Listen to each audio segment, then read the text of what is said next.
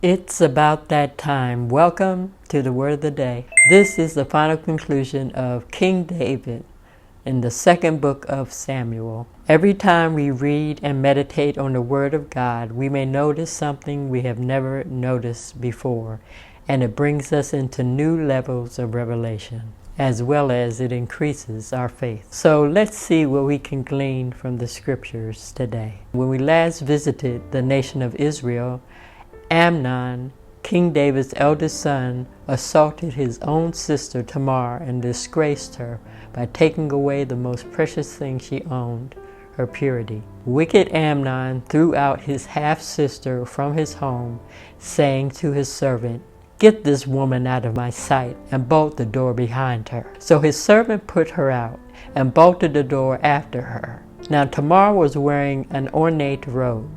This was the kind of garment that the virgin daughters of King David wore. Then Tamar ran and fell to the ground, putting ashes on her head, and she tore her ornate robe she was wearing. And she put her hands on her head, and then went away weeping aloud as she went. She came to her brother Absalom, weeping and crying. Absalom said to her, "Has Amnon your brother been with you?"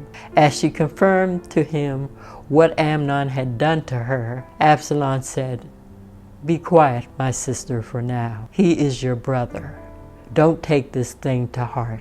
But Tamar was never the same. She lived in her brother Absalom's house, a ruined woman, never to marry or to have children, for no man of old wanted to be with a soiled woman. 2 years later, when Absalom's sheep shearers were at Baal Hazor, near the border of Ephraim, he invited the king and all of his sons to come there. Absalom went to the king and said, "Your servant has had sheep shearers come. Will the king and his attendants please join me?" "No, my son, all of us should not go. We would only be a burden to you." Although Absalom urged the king, he still refused to go, but gave him his blessing. Then Absalom said, "If not, please let my brother Amnon come with us." And Absalom invited his brothers to his property during sheep shearing season. It was harvest time. As the brothers were drinking and enjoying themselves, Absalom had instructed his servants to wait until Amnon was intoxicated and strike Amnon and kill him. Now when King David's other sons saw Amnon murdered on the ground by his brother Absalom's men, they jumped on their donkeys and rode off straight to King David. While they were on the way to King David, the report came to King David, "Absalom has killed all your sons in the field. Not one of them is left alive." The king stood up, tore his clothes, and lay down on the ground, and all his attendants by him tore their clothes as well. But Jonadab, the king's advisor, said, "My lord, Absalom did not kill all the princes of the king. Only your eldest son Amnon is dead." For this has been Absalom's motivation ever since the day Amnon raped his sister Tamar. Don't be concerned about the report that all the king's sons are dead. Only Amnon is dead. Meanwhile, Absalom had ran away. Now the man standing watch on guard on the wall in Jerusalem looked up and saw many people on the road west of them. They were riding on donkeys coming down the side of the hill. The watchman went and told the king, "And I see men in the distance of Horonaim on the side of the hill." Jonadab said to the king, "See, my lord king, your sons have come. It has happened just as your servant has said." As he finished speaking, the king's sons came running in, wailing loudly. The king too and all his attendants wept very bitterly.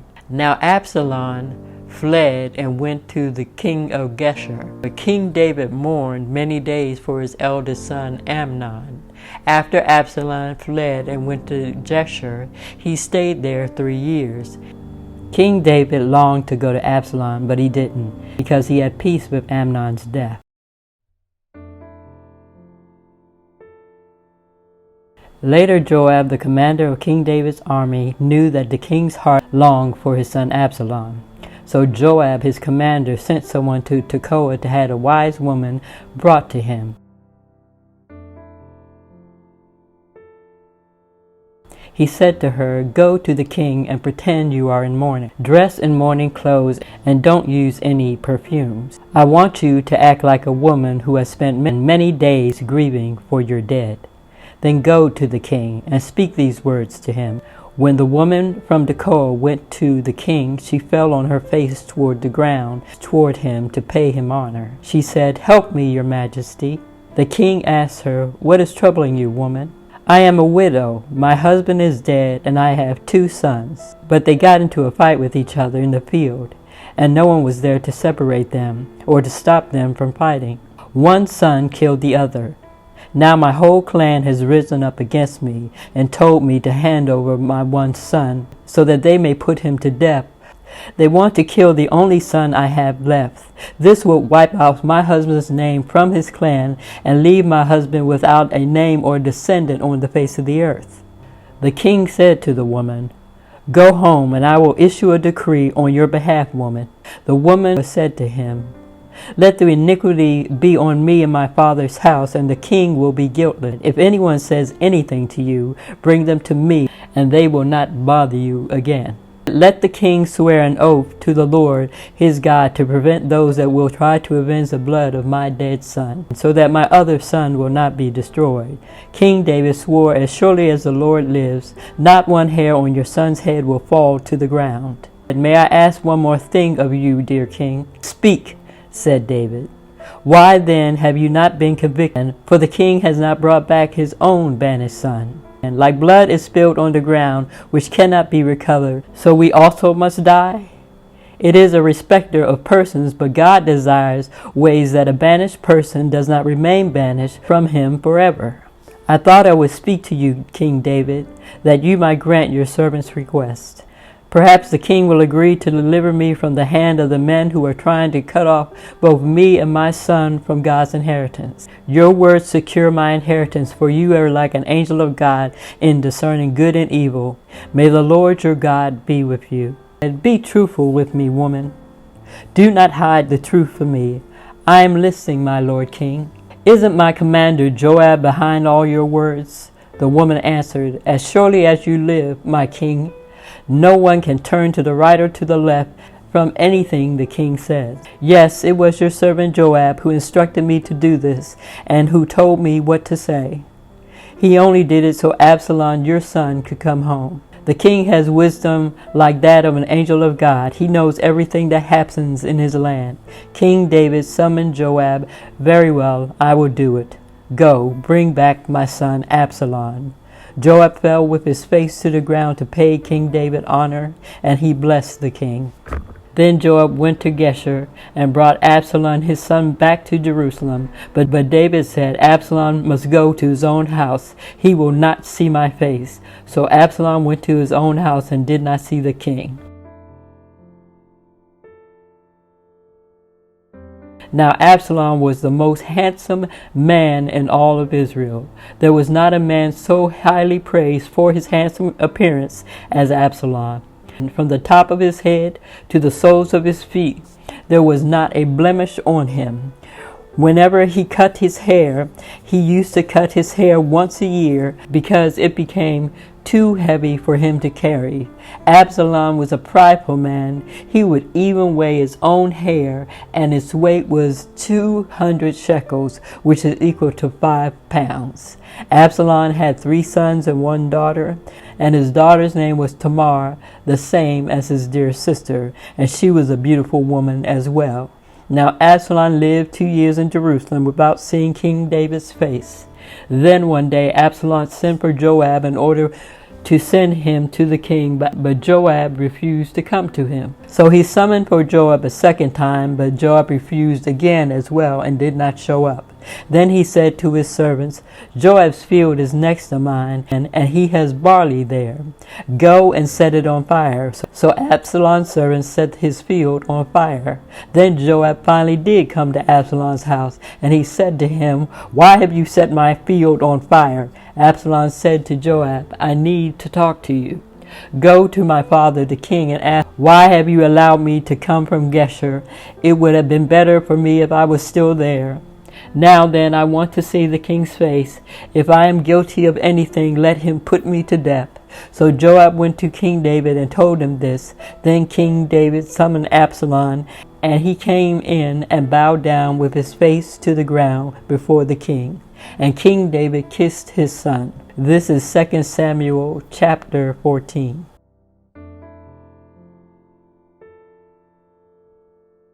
Unfortunately, no one noticed Absalom's treachery. Over time, Absalom got a chariot and horses with 50 men to run ahead of it. He would get up early in the morning and stand by the side of the road leading to the city. Whenever anyone came with a complaint to be placed before the king for a decision, Absalom would call out to them. "What town are you from?" he asked them. Again, "Your servant is from the tribes of Israel." "Look, your claims are valid and proper, but there is no representative of the king to hear your issue. If only I were appointed king in the land, then everyone who has a complaint or a case could come to me, and I would see that they receive justice." Also, whenever anybody approached him to bow down before him, Absalom would reach out his hand to take hold of the other person, and then he would kiss them. Absalom behaved in this way toward all the Israelites who came to see King David asking for justice, and so he stole the hearts of the people of Israel. At the end of 4 years, Absalom said to the king, "Let me go to Hebron, and I will fulfill a vow I have made to the Lord. While your servant was living in Geshur in Amram, I made this vow." King David said to him, "Go in peace, my son."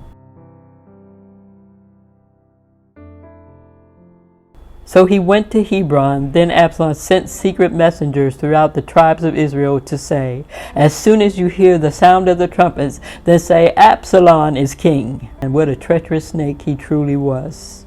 The prophetic words of the prophet Nathan coming to pass in King David's life, that someone of his own household would rise up against him. 200 men from Jerusalem had accompanied Absalom. They had been invited as guests and went innocently, knowing nothing about the matter. While Absalom was offering sacrifices, he also sent for Ahithophel the Gilonite, David's counselor, to come from Gilo, his hometown, and so the conspiracy gained strength, and Absalom's following kept increasing. Absalom became very powerful, and a messenger came and told the king, "The hearts of the people of Israel are with Absalom your son." Then David said to all his officials who were with him in Jerusalem, "Come, we must flee, or none of us will escape from Absalom." Now King David had to leave immediately, or Absalom would move quickly to overtake him and put the city to the sword. The king's officials answered him, "Your servants are ready to go and do whatever our lord king chooses." The king set out with his entire household following him, but he left 10 concubines to take care of the palace. So the king set out with all the people following him, and they halted at the edge of the city. All his men marched past him, along with the Kerethites and the Pelethites, and all the 600 Gittites who had accompanied him from Gath marched before the king. The king said to Ittai the Gittite, a foreigner, "Why should you come along with us? Go back and stay with King Absalom.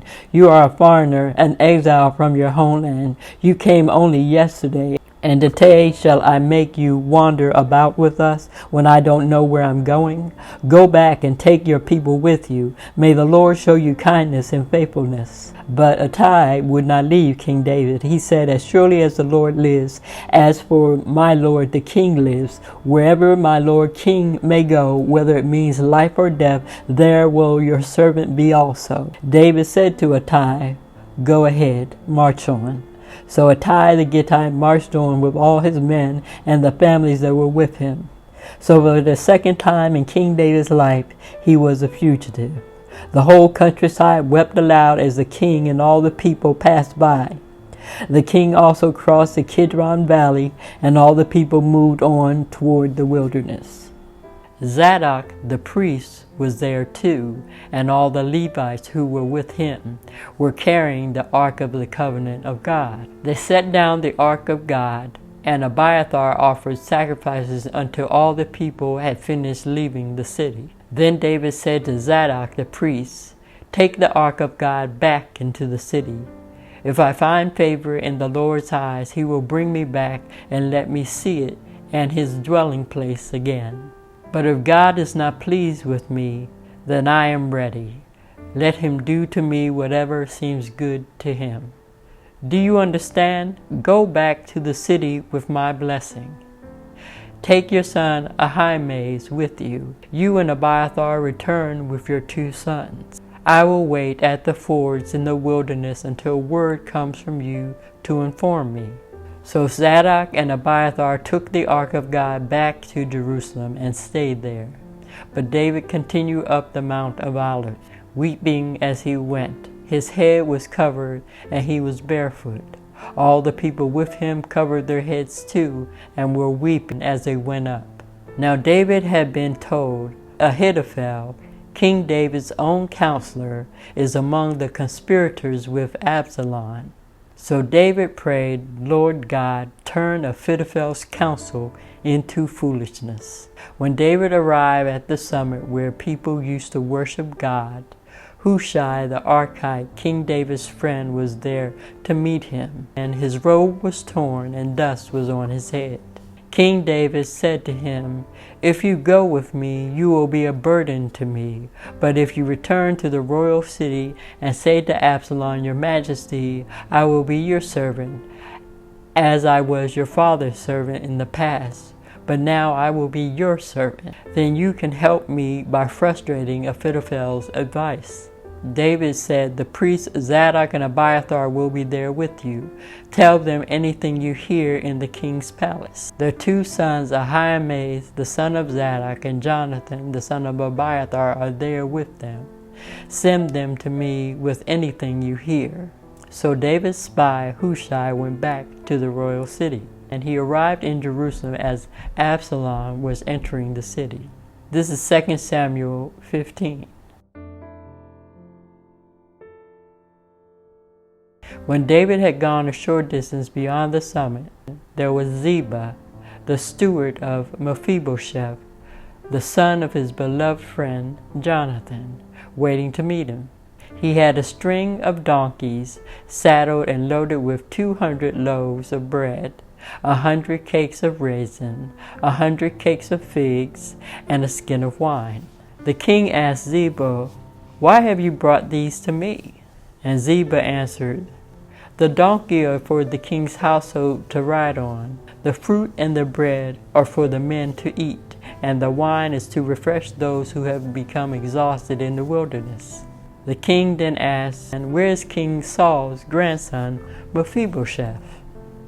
For David had honored Mephibosheth with all that belonged to King Saul, and had allowed him to dine at his table every evening. Ziba said to him, "He is staying in Jerusalem because he thinks today the Israelites will restore to him his grandfather's kingdom." And then King David said to Ziba, "All that belongs to Mephibosheth is yours." "I humbly bow," Ziba said. "May I find favor in your eyes, my lord king." As King David approached Baharem, a man from the same clan as King Saul's family came out there. His name was Shimei, son of Gera, and he cursed at King David as he came out. He pelted King David and all the king's officials with stones, though all the troops and the special guards were on David's right and left. As he cursed, Shimei said, get out, murderer, you scoundrel! The Lord has repaid you for all the blood you shed in the household of King Saul, in whose place you have reigned. The Lord has given the kingdom into the hands of your son Absalom. You have come to ruin because you are a murderer." Then Abishai, son of Zeruiah, said to the king, "Why should this dead dog curse my lord the king? Let me go over and cut off his head." But the king said, "What does this have to do with you?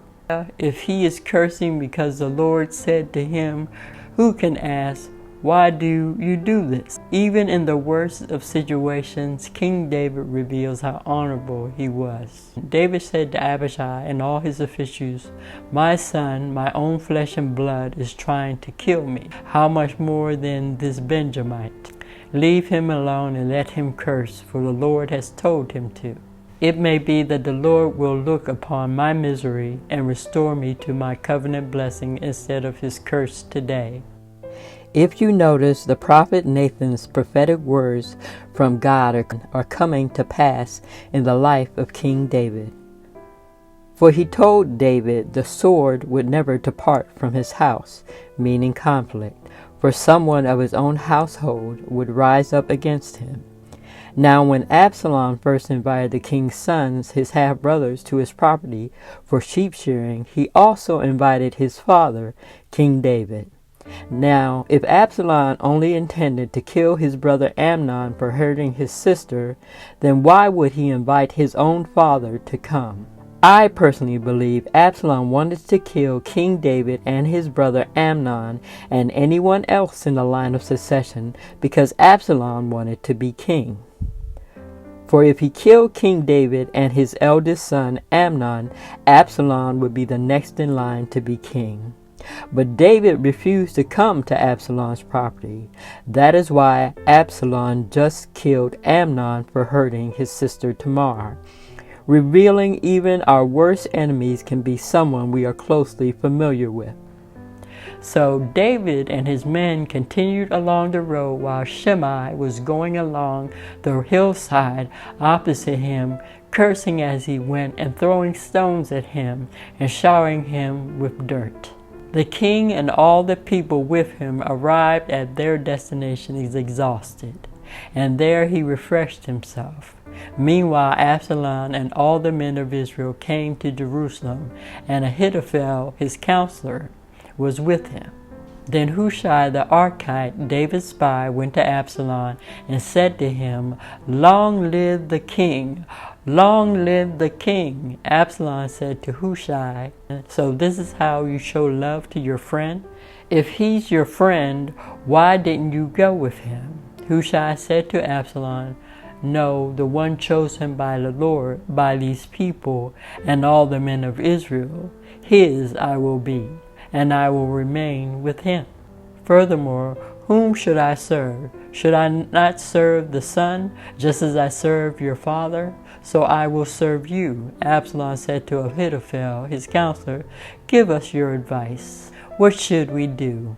Ahithophel answered, "Sleep with your father's concubines, whom he left to take care of the palace. Then all Israel will hear that you have made yourself obnoxious to your own father, and the hands of everyone with you will be even more admiring of you." So Absalom pitched a tent on the roof of the palace, and he slept with his father's concubines in the sight of all Israel. Now in those days the advice of Ahithophel was very wise, like inquiring of God. That was how both David and Absalom regarded all of Ahithophel's advice. This is 2 Samuel chapter number 16. Ahithophel said to Absalom, "I would choose 12,000 men and set out tonight in pursuit of David. I would attack him while he is weary and weak. I would strike him with terror, and then all the people with him will flee. And I will strike down only the king and bring all the people back to you. The death of the man you seek will mean the return of all, and all the people will be unharmed." This plan seemed good to Absalom and to all the elders of Israel. But Absalom said, "Summon Hushai the Archite, so we can hear what he has to say as well." When Hushai came to Absalom, Ahithophel has given this advice: "Should we do what he says? If not, give us your opinion." Hushai replied to Absalom, "The advice of Ahithophel has given is not good this time. You know your father and his men. They are fighters, and as fierce as a wild bear robbed of her cub. Besides, your father is an experienced warrior. He will not spend the night with the troops. Even now he is hidden in a cave or some other place. If you should attack your troops first, whoever hears about it will say, 'There has been a slaughter among the troops who follow Absalom.' Then even the bravest soldier, whose heart is like the heart of a lion, will melt with fear, for all Israel knows that your father is a fighter and that those with him are brave. So I advise you, let all Israel from Dan to Beersheba, as numerous as the sand on the seashore, be gathered to you, with yourself leading them in battle. Neither he nor any of his men will be left alive. If he withdraws into a city, then all Israel will bring ropes to that city, and we will drag it down to the valley until not so much as a pebble is left." Absalom and all the men of Israel said, "The advice of Hushai the Archite is better than that of Ahithophel." And for the Lord had desired to frustrate the good counsel of Ahithophel in order to bring disaster on Absalom for his rebellion. Hushai told Zadok and Abiathar the priests about Ahithophel's counsel to Absalom and the elders to attack quickly, but I have advised otherwise. Now send a message at once and tell King David, do not spend a night at the fords in the wilderness. Cross over the Jordan without fail, or the king and all the people with him will be swallowed up and destroyed. Jonathan and Ahimaaz were staying in Enrogel. Enrogel is also known as the Well of Job. It is a spring on the outskirts of Jerusalem. A female servant was to go and inform them, and they were to go and tell King David, for they could not risk being seen entering the city. But a young man saw them and told Absalom. So the two of them left at once and went to the house of a man in Baharim. He had a well in his courtyard, and they climbed down into it. His wife took a covering and spread it out over the opening of the well, and scattered grain on top of it.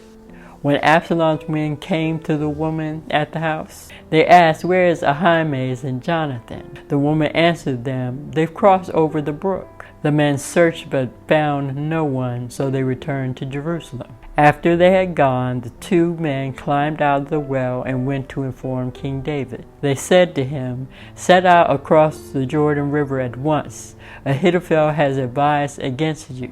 So David and all the people with him set out and crossed the Jordan. By daybreak everyone had crossed over the Jordan. When Ahithophel saw that his counsel had not been followed, he saddled his donkey and set out for his house. He put his house in order and then hanged himself. So he died and was buried in his father's tomb. David went to Mahanaim, and Absalom crossed the Jordan with all the men of Israel. Absalom had appointed Amasa over the army in place of Joab. Amasa was the son of an Ishmaelite named Jether, a man who married Joab's aunt. And the Israelites and Absalom camped in the land of Gilead. When David came to Mahanaim, men honored him and brought him bedding and bowls and articles of pottery. They also brought food for David and his people to eat, for they said the people must be exhausted and hungry and thirsty in the wilderness. This is 2 Samuel chapter number 17. David gathered together the men who were with him and appointed over them commanders of thousands and commanders of hundreds. David sent out his troops, a third under the command of Joab, a third under the command of Abishai, Joab's brother, and a third under Ittai the Gittite, the foreigner that decided to stay with David.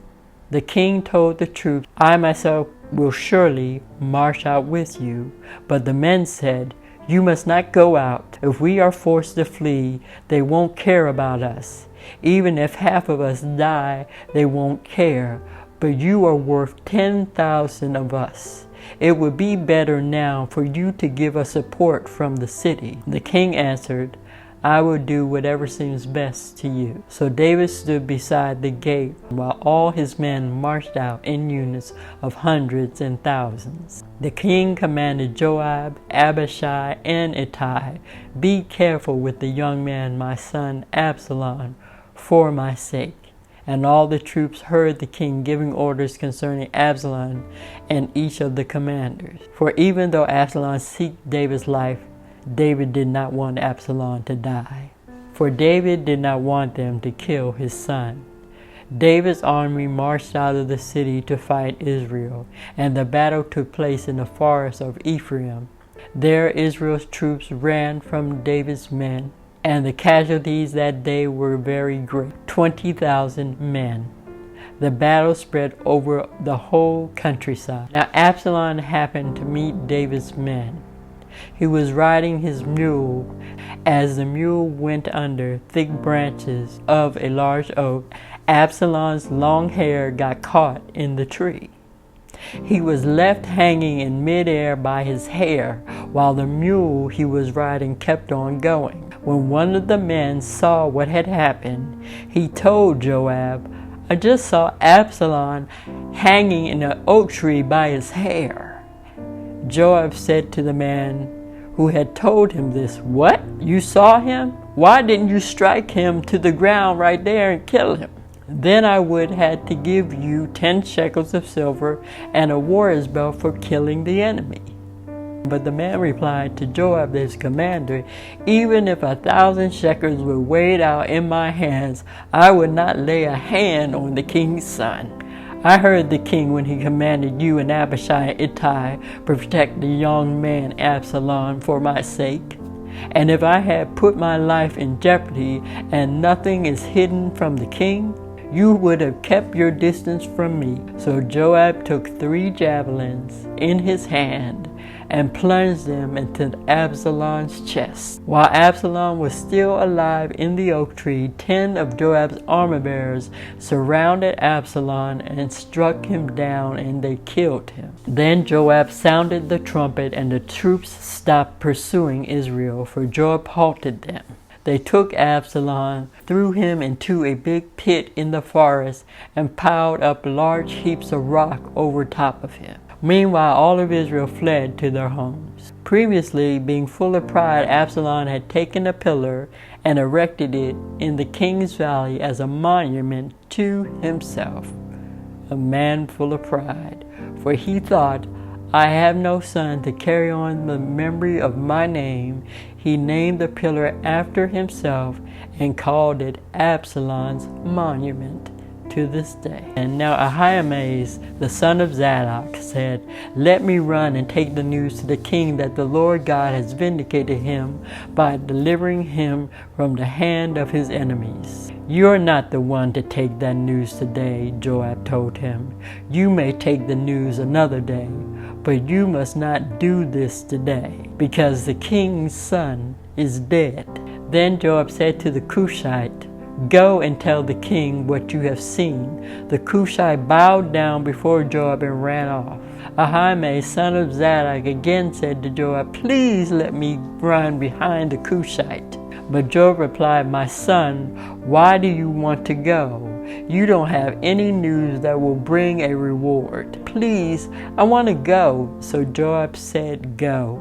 Then Ahimaaz ran by way of the plain and outran the Cushite. While David was sitting between the inner and outer gates, the watchman went up to the roof of the gateway by the wall. As he looked out, he saw a man running alone. The watchman called out to the king and reported it. The king said, "He is alone. He must have good news." And the runner came closer and closer. Then the watchman saw another running, and he called down to the gatekeeper, "Look, another man running alone." The king said, "He must be bringing good news too." The watchman said, "It seems to me that the first one runs like Ahimaaz, the son of Zadok. He's a good man," the king said. "He comes with good news." Then Ahimaaz called out to the king, "All is well." He bowed down before the king with his face to the ground and said, "Praise be to the Lord your God. He has delivered up those that lifted up their hands against my lord the king." King David asked, "Is my son Absalom safe?" He said, I don't know." The king said, "Stand aside and wait here."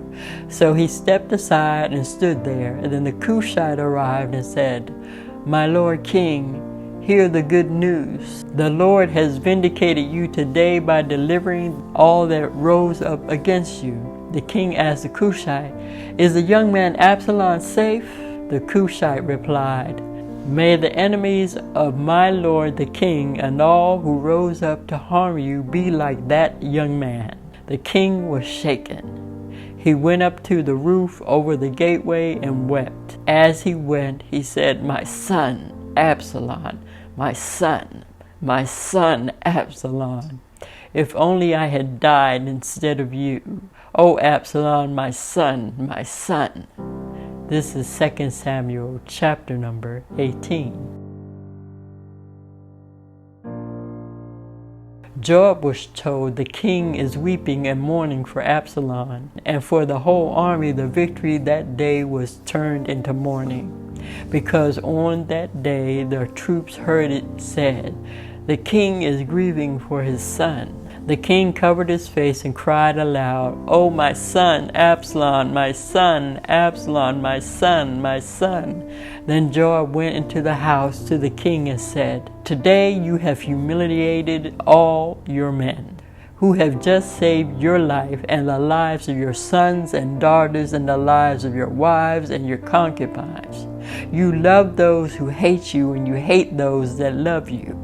You have made it clear that the commanders and their men mean nothing to you. I see that you would be pleased if Absalom were alive today and all of us were dead. Now go out and encourage your men. I swear by the Lord that if you don't go out, not a man will be left with you by nightfall. This will be worse for you than all the calamities that have come on you from your youth till now. So the king got up and took his seat in the gateway. When the men were told the king is sitting in the gateway, they all came before him. Meanwhile, the Israelites had fled to their home. Throughout the tribes of Israel, all the people were arguing among themselves, saying, The king delivered us from the hand of our enemies. He is the one who rescued us from the hand of the Philistines. But now he has fled the country to escape from Absalom. And Absalom has died in battle. So why do you say nothing about bringing the king back? King David sent this message to Zadok and Abiathar, the priests. Ask the elders of Judah, why should you be the last to bring the king back to his palace, since what is being said throughout Israel has reached the king at his quarters? You are my relatives, my flesh and blood, so why should you be the last to bring the king back? And say to Amasa, You are not my own flesh and blood. May God deal with you, be it ever so severely, if you are not the commander of my army for life in place of Joab. He won over the hearts of the men of Judah so that they were all of one mind. And they sent word to King David, Return, you and all your men. Then the king returned and went as far as the Jordan. Now the men of Judah had come to Gilgal to go and to meet the king and bring him across the Jordan.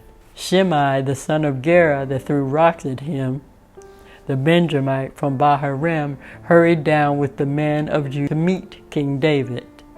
With him were 1,000 Benjamites, along with Ziba, the steward of King Saul's household, and his 15 sons and 20 servants. They rushed to the Jordan where the king was. They crossed at the ford to take the king's household over and to do whatever he wished. When Shimei, son of Gera, crossed the Jordan, he fell prostrate before the king and said to him, May the Lord not hold me guilty. Do not remember how your servant did wrong on the day my lord the king left Jerusalem. I'm sure he was praying that the king wouldn't put him to death. May the king put it out of his mind, for I, your servant, know that I have sinned, but today I have come here as the first from the tribes of Joseph to come down and meet my lord the king. Then Abishai, the son of Zeruiah, said, Shouldn't Shimei be put to death for this? He cursed the Lord's anointed. David replied, What does that have to do with you? You sons of Zeruiah, what right do you have to interfere? Should anyone be put to death in Israel today? Don't I know that today I am king over Israel? So the king said to Shimei, You shall not die.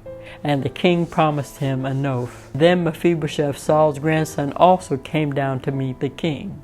He had not taken care of his feet or trimmed his mustache or washed his clothes from the day the king left until the day he returned safely. When he came from Jerusalem to meet the king asked him, Why didn't you go with me, my lord king? Since I, your servant, am lame, I said, I will have my donkey saddled, and I will ride on it so that I can go with King David. But Ziba, my servant, betrayed me. He has slandered my name to you, Lord King. My lord, the king, is like an angel of God, so do whatever you wish. All my grandfather's descendants deserve nothing but death from you, King David, but you gave your servant a place among those who eat at your table. So what right do I have to make any more appeals to the king?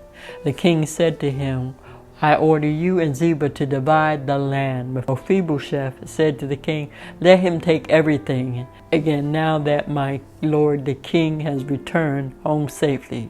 Barzillai the Gileadite also came down from Rogelim to cross the Jordan with the king and to send him on his way from there. Now Barzillai was very old, 80 years old. He had provided for the king during his stay in Mahanaim, for he was a very wealthy man. And the king said to him, Cross over with me and stay with me in Jerusalem, and I will provide for you. But Barzillai answered the king, How many more years do I have to live, that I should go up to Jerusalem with the king? I am now 80 years old. I can't tell the difference between what is enjoyable and what is not. I no longer can taste what I drink or what I eat. I'm hard of hearing. Why should your servant be an added burden to my lord the king? I will cross over the Jordan with you, dear king, for just a short distance. Why would you reward me in this way? Let me return, that I may die in my own town, near the tomb of my father and my mother. But here is Kimham. Let him cross over with you, my lord king. Do for him whatever you wish. The king said, Kimham shall cross over with me, and I will do for him whatever you wish.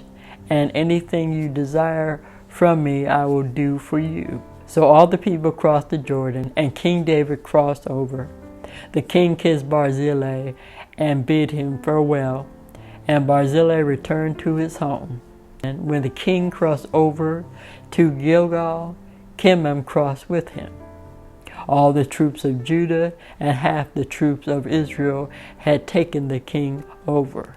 Soon all the men of Israel were coming to the king and saying to him, Why did our brothers, the men of Judah, steal the king away and bring him and his household across the Jordan? David was together with all his men, and all the men of Judah answered the men of Israel, We did this because the king is closely related to us. Why are you angry about it?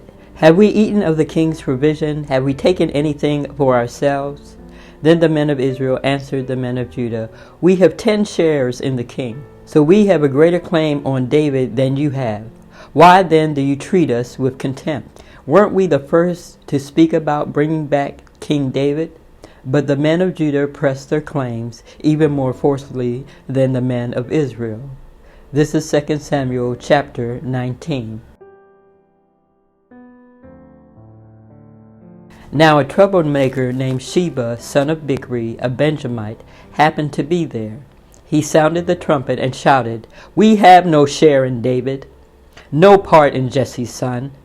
Every man to his tent, Israel. So all the men of Israel deserted David to follow Sheba, the king of Bichri. But the men of Judah stayed by their king all the way from the Jordan to Jerusalem. When David returned to his palace in Jerusalem, he took the 10 concubines he had left to take care of the palace and put them in a house under guard. He provided for them, but he never had sexual relations with them again, because they had laid with his son Absalom. They were kept in confinement until the day of their death. living as widows. Then the king said to Amasa, "Summon the men of Judah to come to me within 3 days, and be here yourself." But when Amasa went to summon Judah, he took longer than the time the king had set for him. So David said to Abishai, "Sheba the son of Bichri will do more harm than Absalom did. Take some of the men and pursue him, or he will find fortified cities and escape from us." So Joab's men and the Kerethites and the Pelethites and all the mighty men went out under the command of Abishai. They marched out from Jerusalem to pursue Sheba the son of Bichri. While they were at the great rock in Gibeon, Amasa came to meet them. Joab was wearing his military tunic, and strapped over it at his waist was a belt with a dagger in its sheath. As he stepped forward, he dropped it out of its sheath. Joab said to Amasa, "How are you, my brother?" Then Joab took Amasa by the beard with his right hand to kiss him. Amasa was not on his guard against the dagger in Joab's hand, and Joab plunged it into his belly, and his intestines spilled out on the ground. Joab only struck him once, and Amasa was dead. For remember, David chose Amasa to be commander of his army in place of Joab. So because Amasa didn't return in time as David had instructed him, Joab took this as an opportunity to get rid of Amasa, who was replacing him as commander of the army. So for the second time in history, Joab has murdered a commander of David's army in order to get what he wanted, just like he did with Abner. Then Joab and his brother Abishai pursued Sheba, son of Bichri. One of Joab's men stood beside Amasa and said, "Whoever favors Joab and whoever is for David, let him follow Joab." Amasa lay wallowing in his blood in the middle of the road, and Joab saw that all the troops came to a halt there. When he realized that everyone who came to Amasa stopped, he dragged him from the road into a field and threw a garment over him. After Amasa had been removed from the road, everyone went on with Joab to pursue Sheba the son of Bichri. Sheba passed through all the tribes of Israel to Abel-Beth-maachah, and through the entire region of his clan, the Bichrites, who gathered together and followed him.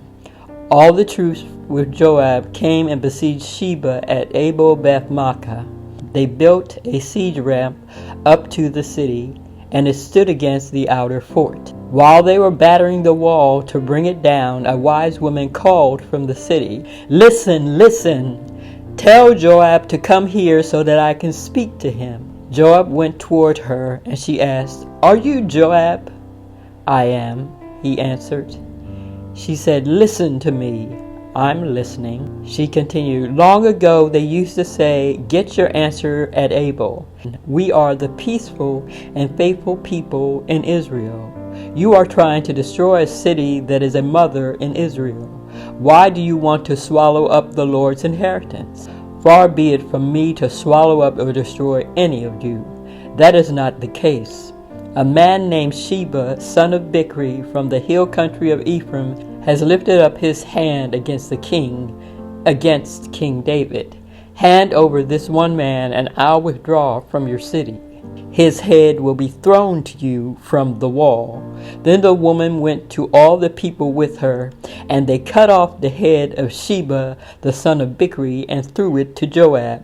So he sounded the trumpet, and his men left the city, each returning to his home, and Joab went back to King David in Jerusalem. Joab was over Israel's entire army. Benaiah, son of Jehoiada, was over the Kerethites and Pelethites. Adoram was in charge of the forced labor. Jehoshaphat, the son of Ahilud, was the recorder. Sheba was secretary. Zadok and Abiathar were priests. And Ira the Jarthite was David's personal priest. This is 2 Samuel 20. During the reign of King David, there was a famine for 3 successive years. So David sought the face of the Lord. The Lord said, "It is on account of King Saul and his blood-stained clan. It is because he put the Gibeonites to death."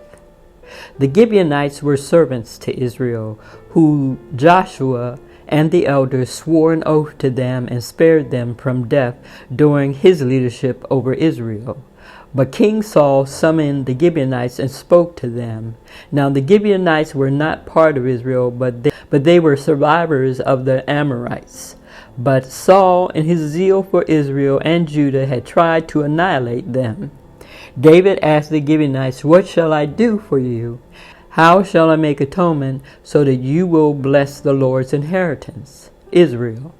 The Gibeonites answered him, "We have no right to demand silver or gold from King Saul or his family, nor do we have the right to put anyone in Israel to death." "What do you want me to do for you?" David asked. They asked the king, "As for the man who destroyed us and plotted against us so that we have been decimated and have no place anywhere in Israel, let 7 of his male descendants be given to us to be killed, and their bodies exposed before the Lord at Gibeah of Saul, the Lord's chosen one." So the king said, "I will give them to you." The king spared Mephibosheth, the son of Jonathan, because of the oath before the Lord between David and Jonathan, Saul's son. But David took Armoni and another man named Mephibosheth, the 2 sons of Aiah, daughter Rizpah, whom had borne to King Saul, together with 5 sons of Saul's daughter Merab, whom she had borne to Adriel, the son of Barzillai, the Maholathite. He handed them over to the Gibeonites, who killed them and exposed their bodies on a hill before the Lord. All 7 of them fell together. They were put to death during the first days of the harvest, just as the barley harvest was beginning. Rizpah, daughter of Aiah, took sackcloth and spread it out for herself on a rock. From the beginning of the harvest till the rain poured down from the heavens on their bodies, she did not let the birds touch their bodies by day or the wild animals by night. When David was told what Aiah's daughter Rizpah, Saul's concubine, had done, he went and took the bones of Saul and his son Jonathan from the citizens of Jabesh Gilead. They had taken their bodies from the public square hanging on the wall of Bashan, where the Philistines had hung them after they killed King Saul on Mount Gilboa. David brought the bones of King Saul and his son Jonathan from there, and the bones of those who had been killed and exposed were gathered up. They buried the bones of King Saul, his son Jonathan, in the tomb of Saul's father Kish, at Zelah in Benjamin. They did everything that King David commanded. After that, God answered on behalf of the land. Then once again there was a battle between the Philistines and Israel.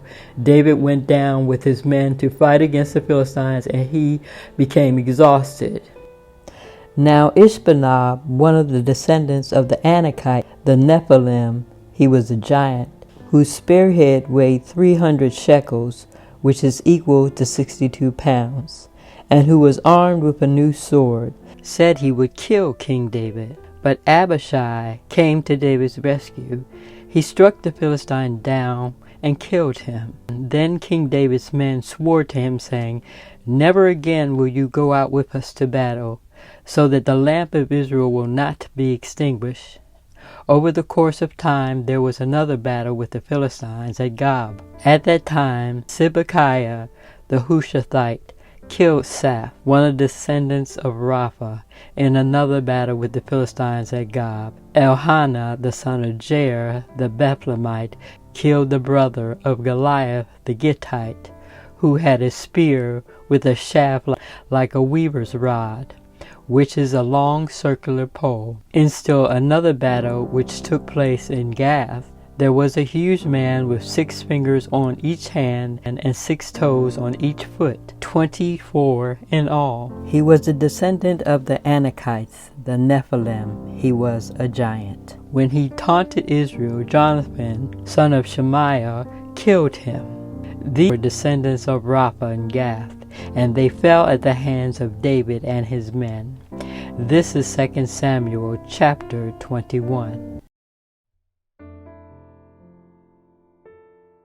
Then David sang to the Lord the words of this song when the Lord delivered him from the hands of his enemies.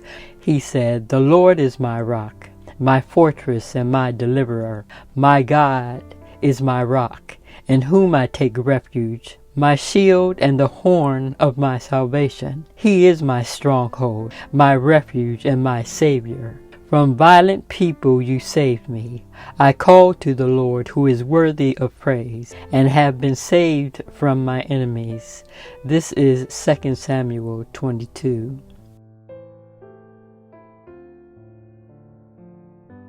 These are the names of David's mighty warriors. Josheb the Bashabeth, a Takamite, was the chief of 3. He raised his spear against 800 men, whom he killed in one encounter. Next to him was Eleazar, the son of Dadai, the Ahoahite, as one of the 3 mighty warriors. He was with David when they taunted the Philistines. And then the Israelites retreated, but Eleazar stood his ground and struck down the Philistines till his hand grew tired and frozen to the sword. The Lord brought about a great victory that day.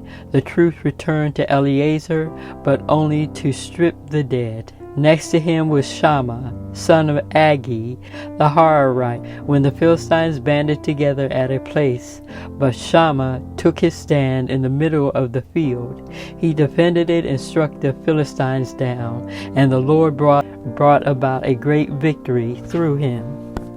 During the harvest time, 3 of the 30 chief warriors came down to David and at the cave of Adullam, while a band of Philistines were encamped in the valley of Rephaim. At that time David was in the stronghold, and the Philistine garrison was at Bethlehem.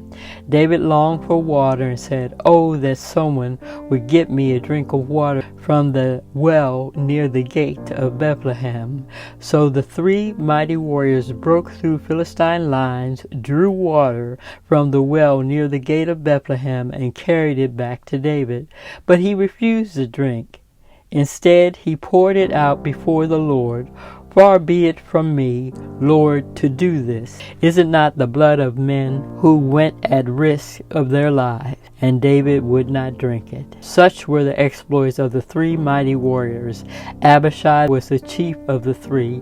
He raised his spear against 300 men, whom he killed, and so he became as famous as the 3. Was he not held in higher honor than the 3? He became their commander, even though he was not included with them. Benaiah, the son of Jehoiada, a valiant fighter from Kabzeel, performed great exploits. He struck down Moab's 2 mightiest warriors. He also went down into a pit on a snowy day and killed a lion, and he struck down a huge Egyptian. Although the Egyptians had a spear in his hand, Benaiah went against him with a club in his hand. He snatched the spear from the Egyptian's hand and killed him with his own spear. Such were the exploits of Benaiah, son of Jehoiada. He too was as famous as the 3 mighty warriors. David put him in charge of his bodyguard. This is 2 Samuel chapter 23. Again the anger of the Lord burned against Israel, and he incited David against them. So David said, "Go and take a census of Israel and Judah." So the king said to Joab and the army commanders with him, "Go throughout the tribes of Israel from Dan to Beersheba, and enroll the fighting men so that I may know how many there are." But Joab replied to King David, "May the Lord your God multiply the troops 100 times over, and may the eyes of my lord the king see it. But why does my lord the king want us to do such a thing?"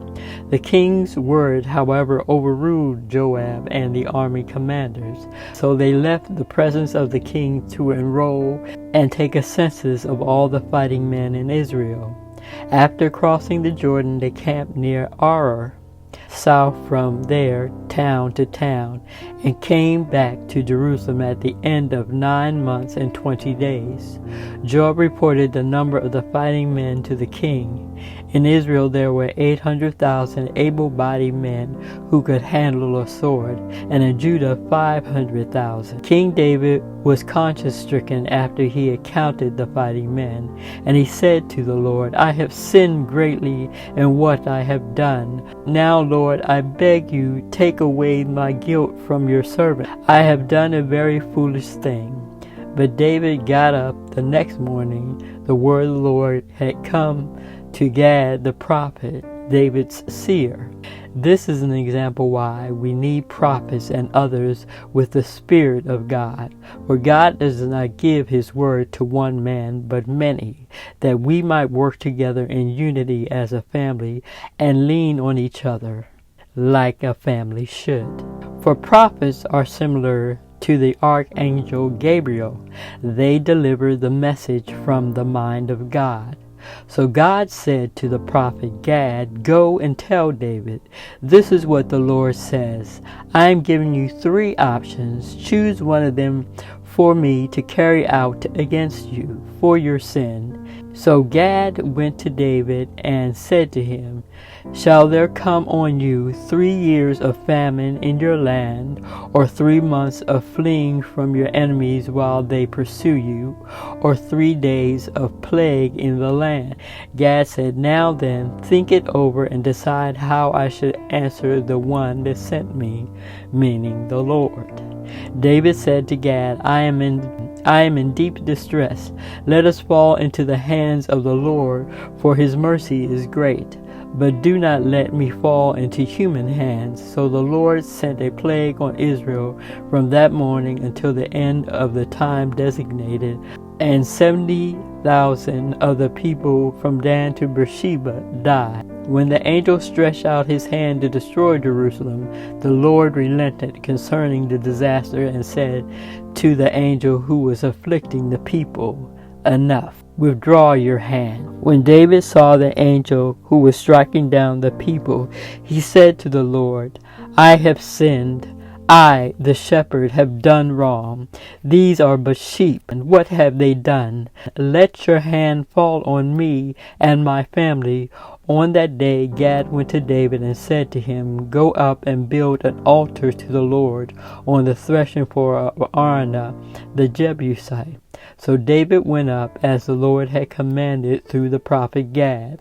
When Araunah looked and saw the king and his officials coming toward him, he went out and bowed down before the king with his face to the ground. Araunah said, why has my lord the king come to his servant to buy your threshing floor? David answered, so I can build an altar to the Lord God, that the plague on the people might be stopped. Araunah said to David, let my lord the king take whatever he wishes and offer it up. Here are oxen and burnt offering. Araunah gives all this to the king. Araunah also said to him, may the Lord your God accept you. But the king replied to Araunah, no, I insist on paying you for it. I will not sacrifice to the Lord my God burnt offerings that cost me nothing. So David brought the threshing floor and the oxen and paid 50 shekels of silver for them. David built an altar to the Lord there and sacrificed burnt offerings and fellowship offerings. Then the Lord answered his prayer on behalf of the land, and the plague on Israel was stopped. This is the final chapter of 2 Samuel. Thank you for taking this time with me through the scriptures. I pray it has been a benefit to you and inspires you to read the Word of God for yourself if you're not engaged already.